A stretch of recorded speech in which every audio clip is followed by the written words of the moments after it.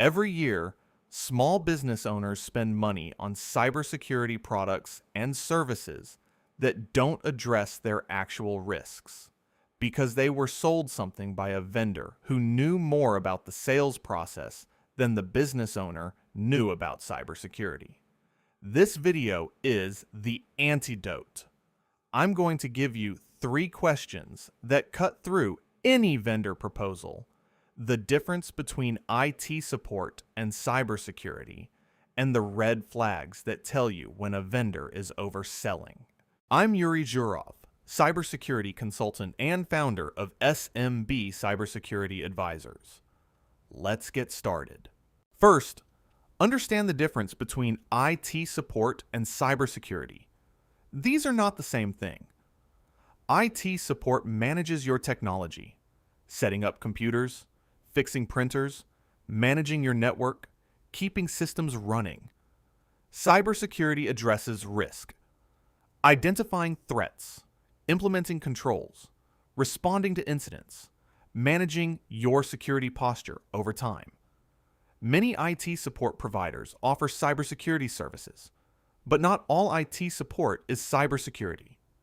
A vendor who can fix your server cannot automatically protect you from phishing, business email compromise, or ransomware. Always ask, specifically, which security threats does this service address? The 3 questions that evaluate any vendor proposal. Question 1. What specific threat does this product or service protect against?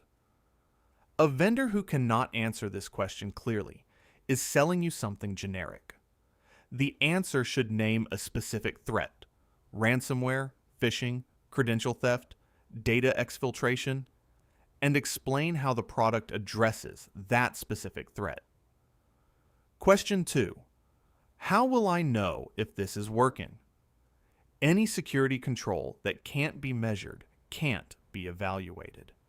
The vendor should be able to tell you what metrics, reports, or indicators will show you whether the product is doing its job. Question 3. What happens if this fails? What is your incident response? Red flag 1. Complexity as a sales tactic. If a vendor uses technical terminology you don't understand and doesn't offer to explain it, they are using complexity to prevent you from asking good questions. A good security vendor can explain what they do in plain language. If they can't or won't, that's a red flag. The owner's handbook principle: if you can't explain it simply, you don't understand it well enough to sell it. Red flag 2. Fear as a sales tactic. Without our product, you will definitely be hacked. Your competitors are all doing this. The government requires this. Each of these statements may have some truth, but when used as the primary sales argument, they're designed to bypass your judgment and create urgency. Good vendors tell you what their product does and what risks remain even with it. They give you an honest picture of your actual threat exposure, not a maximally frightening one. Red flag 3. The all-in-one solution. Cybersecurity is not a single product. It's a combination of controls, processes, and human behavior. Any vendor who tells you that one product solves all your security needs is either misinformed or misleading you. Good security for a small business requires at minimum MFA, a password manager, a backup system, email security settings, security awareness training, and a basic incident response plan. No single product delivers all of these. How to evaluate a managed security service provider, MSSP, if you're considering outsourcing. 4 questions specific to MSSPs. 1.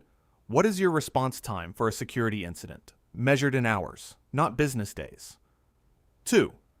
Do you have experience with businesses my size and in my industry? 3. What does your onboarding process look like? How do you assess my current security posture before proposing solutions? 4. What are your contractual obligations if my business suffers a breach while under your service? An MSSP that can't answer these 4 questions clearly is not ready to manage your security. The right relationship with a security vendor. A good vendor starts by asking you questions about your business, your current controls, your biggest concerns, your budget. They perform an assessment before proposing solutions. They recommend the minimum effective set of controls for your specific situation, not the maximum billable package. They give you honest assessments of residual risk. What risks remain even after their service is in place? And they provide regular reporting that shows you what value they're delivering. If your vendor doesn't do these things, ask for them. If they can't provide them, find a different vendor.